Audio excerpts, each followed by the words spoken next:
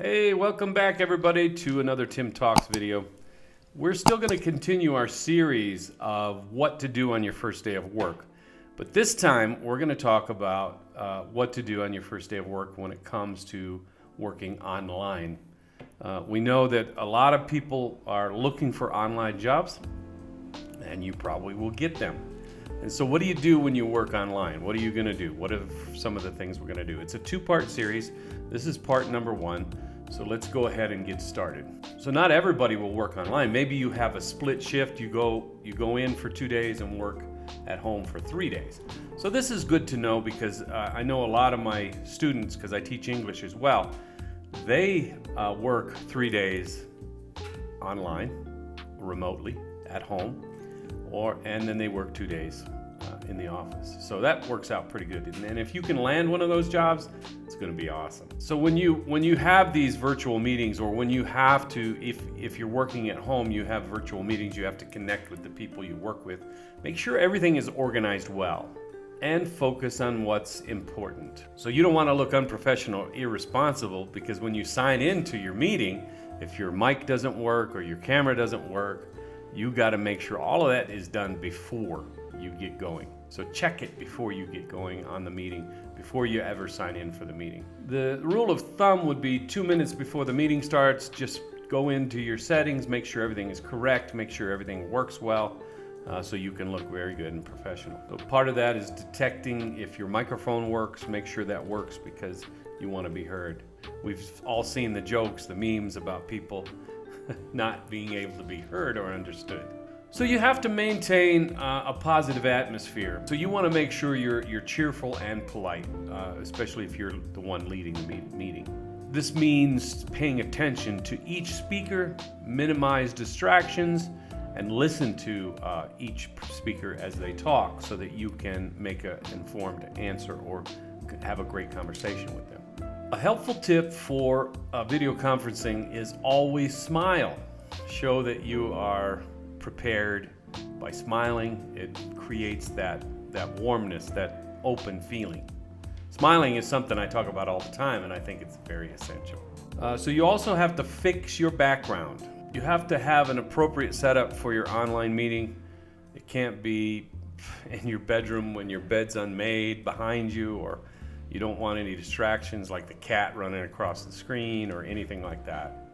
Let other people in the house know that you're in a video conference, so that they can respect your space, your privacy. So in reality, you should have a home office if you're going to be doing this on a regular basis. And that's going to help you. And even if you don't, you need to set up a temporary type office where you have a corner somewhere, and make sure the background is nice and neat and tidy, so that you look professional. Now, a lot of times people use virtual backgrounds, and this is a really great way to help to minimize those distractions that people might see. It could be an office setting, it could be anything, but you can see how those virtual backgrounds really make a difference. The next step would be dress appropriately for the video or for the meeting.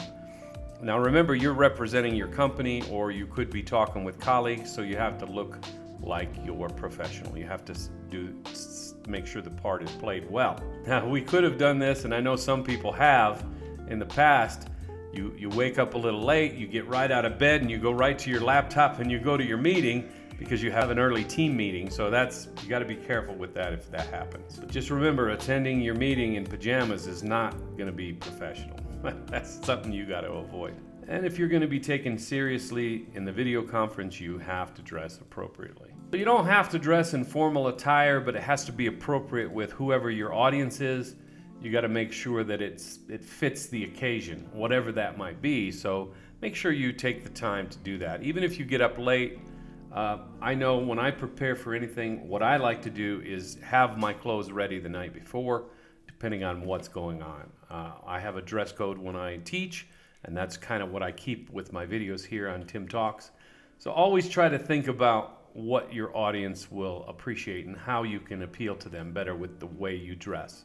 So another point that's very important is to mute your microphone if you are not speaking. There's background noise, there's all kinds of things that can interfere and distract people from who the speaker might be. If you leave your microphone on, your wife may come in or your husband may come in and say, hey, what's going on with that? And then you got to mute the mic before they say anything else. So always remember to mute the mic if you're not speaking. So just remember that little basic thing, because your colleagues or if you're talking to potential clients, they don't want to hear the background talk of the family, or maybe somebody has the TV on really loud. Maybe you have a member of your family who's hard of hearing, like in my family, and so he plays the TV very loud. So I try to make sure that microphone is off at all times. Of course, I have my own office, so that's not really an issue. But if I was close to where he plays the TV, that would be an issue. So you have to remember to try to keep that kind of etiquette going. So another point is to make sure you prepare an agenda. This is the same thing whether it's an online meeting, a virtual meeting, or if you have a meeting and you're in the office. You have to prepare an agenda, especially if you're the one in charge, because you have a time frame and those subjects need to be covered within that time frame. So having that agenda makes things move smoothly and efficiently, and that's what you're trying to accomplish. So you can share that meeting agenda with whoever's going to be at the meeting. You could send it to them with an email, however you contact them. If it's a text, it doesn't matter. Once they know the agenda, then they're going to be prepared for what's going to be done throughout that, and they can prepare their comments with accord to that agenda that you have set in place. The agenda is very important. So another important thing is to share files or information before the meeting. You don't want to get into the meeting and start talking about a certain document and they go, oh, I don't have the document. Make sure you send it to them before. You can even, like the same way you sent the information for the agenda, just make sure they get that.